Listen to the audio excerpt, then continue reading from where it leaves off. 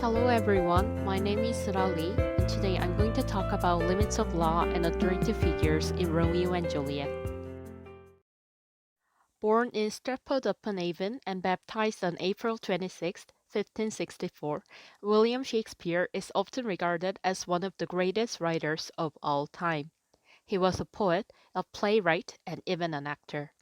Shakespeare was widely engaged in the theater business. He was a shareholder of a playing company called the Lord Chamberlain's Men, and the company built the Globe Theatre in 1599. The brilliant writer is also known for inventing many new words such as addiction, dwindle, and majestic. Among many of his plays, Romeo and Juliet is one of the most famous works that has been widely read across the world. The plot is about star-crossed lovers, Romeo and Juliet's tragic love story. Their love ended in death because of the ancient grudge between the Capulets and the Montagues. However, though many people believe that the play is a tragedy, Romeo and Juliet is somewhat different from other traditional tragedies and shows many features that can be found in a comedy. Before Romeo kills Tybalt in Act 3, Scene 1, the play's mood is comical. In this sense, pharmacos can be interpreted in two ways. First of all, it is a poison that kills Juliet and ultimately Romeo too for his misunderstanding upon Juliet's death. On the other hand, it can be regarded as a cordial that brings reconciliation between the two families from their beloved children's sacrifices. Of many different themes of the play, today's video will focus on the limits of law and authority figures' power over different characters. In Romeo and Juliet, authority figures' order and law do not function properly but have been challenged by most of the characters throughout the whole play, and they rather ironically function as sources that bring forth disobedience and crimes. Prince Aeschylus, the Prince of Verona, is the ultimate ruler who represents the law itself. In Act 1, Scene 1, he proclaims a new law that is expected to be followed by the Capulets and the Montagues. However, although the prince's main role is to establish civil peace, he lacks the power to execute the law. Throughout the story, readers can notice the sense of irony as the prince contributes to more confusions and tragedies in Verona, which is in sharp contrast to his given role. Prince Aeschylus again shows limit as a law enforcement agent in Act 3, Scene 1, when Romeo kills Tybalt. Even though he has a solemn responsibility of giving fair judgments, being on Romeo's side, the prince gives a partial verdict upon Romeo's murder of Tybalt, banishment instead of the formally announced death penalty. This not only undermines the authority of the law which the prince himself had declared, but also aggravates the enmity between the two households. Especially for the Capulets, this unfair judgment leads them to rely on personal revenge since the fairness of law couldn't be trusted anymore. Capulet is another authority figure whose actions ironically lead to the tragic deaths of his daughter Juliet and his kinsman Tybalt. After finding out the presence of the enemy Romeo, Tybalt claims that he wants to kill Romeo as his presence can subvert the solemnity of the feast.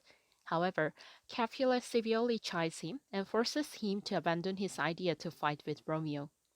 Am I the master here or you? For shame, I'll make you quiet, directly show the ultimate control of Capulet that must be respected. Yet, after getting severely reprimanded, with humiliation and resentment from the submission to Capulet's authority, Tybalt swears revenge on Romeo. The authority of Capulet never solves the conflict between the two families. It only temporarily postpones the clash between Tybalt and Romeo. In Renaissance's patriarchal society, where women's submission to men was mandatory, Capulet fits into a typical father figure who demands absolute obedience from Juliet. At first, when Paris comes to Capulet's house, he tells Paris that he will choose a future son-in-law according to Juliet's choice. However, without knowing a subversion, Juliet's marriage to Romeo has already taken place. Later, he overturns his decision and simply claims that Juliet will follow his words. When Juliet challenges his authority, Capulet loses his mind and shows a pathological obsession with her. Nonetheless, his suppressive authority never dissuades Juliet from marrying Romeo and running away with him. Rather, because he forces her to get married to Paris as an independent woman figure, Juliet seeks a risky way to free herself from capitalist dominance. Towards the end of the play, again, a law that is to be respected is broken. Selling poison is present death in Mantua. Still, Romeo persuades the apothecary to sell the poison by asserting the uselessness of the law. He strongly argues that the apothecary does not have to follow the law since it will never make him rich. However, even though unnoticed by other people, breaking the law always brings serious consequences. Romeo, who intentionally violates it, gets his own punishment by drinking the poison.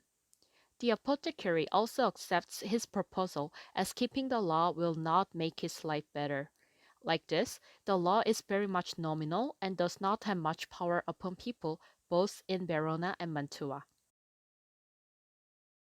Unlike other characters who disobey the commands of authority figures and law, Paris is the only one who was faithful to law and committed the crime on no account until his death. In contrast to Tybalt, who said he would strike Romeo dead, Paris repeatedly uses the word apprehend instead. Paris believes in the legitimacy of law by the prince, while every other character knows that the prince has no power to carry out the administration of justice. Being sacrificed by Romeo, who even does not try to confirm the identity of a target of the attack, the death of Paris resembles a martyr. While explanations can vary for the death of Paris, one possible explanation could be found at the status of Paris. As a kinsman of the prince, his death serves the role of a punishment for the prince who causes so many deaths and social turmoil for not appropriately enforcing the law.